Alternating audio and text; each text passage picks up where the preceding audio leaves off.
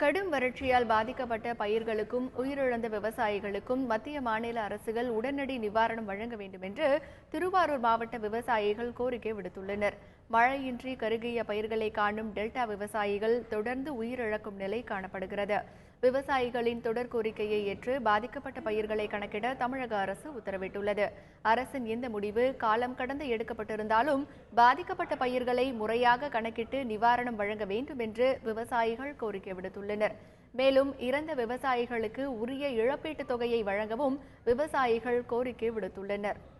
நாங்கள் வைத்த கோரிக்கை ஏற்கப்பட்டிருப்பதாகவும் அது உடனடியாக நாங்கள் மாவட்ட ஆட்சியர் பாதிக்கப்பட்ட பகுதிகளை பார்வையிடுவதாகவும் 9ஆம் தேதி முதல் உயர்மட்ட குழு பார்வையிட உள்ளதாகவும் அறிவிக்கப்பட்டிருக்கிற அறிவிப்புகள் வரவேற்கத்தக்கவைதான். காலங்கடந்து எடுக்கப்பட்டிருக்கிற நடவடிக்கை கால நிர்ணயம் செய்து விரைவாக நிவாரணப் பணிகளை துவக்கி இனியாவது தற்கொலைகள் அதிர்ச்சி மரணங்களுக்கு விவசாயிகள் ஆளாகாமல் பாதுகாக்க வேண்டிய பொறுப்பு தமிழக அரசுக்கு இருக்கிறது என்பதை உணர வேண்டும் என நாங்கள் வலியுறுத்துகிறோம். ஒரு 2000 ஏக்கருக்கு மேலே தரிசு நிலம் தான். ஏன்னா அது மேட்டூர் டேங்கை நம்பி தான் இது வாழ்ந்த இடம்.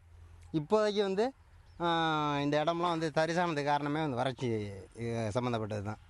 இப்போ என்ன பார்த்தீங்கன்னாக்கா இப்போ இந்த மழையினால தான் இப்போ இங்கே நாங்கள் தரிசெல்லாம் ஓட்டி கடலை அது பிழைக்கிறதுக்காண்டி பண்ணிக்கிட்டு இருக்கோம். இதுக்கு நிவாரணம் அரசாங்கம் நல்ல மாதிரியே எங்களுக்கு உதவி பண்ணணும். எப்போதும் தை மாத்தைக்கு பொங்கலுக்கு முன்னாடி குருவை அறுத்து பொங்க கும்பிடுவோம். இந்த வருஷம் மழை இல்லை, தண்ணி இல்லையா, அதனால் குரு வைக்க எந்த வேலையும் இல்லாமல் வீட்டில் இருக்கோம். பொங்கல் எப்படி கும்பிட்றதுன்னு தெரியலை. ரொம்ப வறட்சியாக போயிட்டு இப்போ ஒரு மழை பெஞ்சத்தில் தான் இந்த தரிசியெல்லாம் இப்போ உழுதி ஏதாவது விதைக்கிறோம். நடவு நாற்று எதுவுமே இல்லாமல் 100 நாள் வேலையும் இல்லாமல் ரொம்ப கஷ்டத்தில் இருக்கிறோம் நாங்கள்.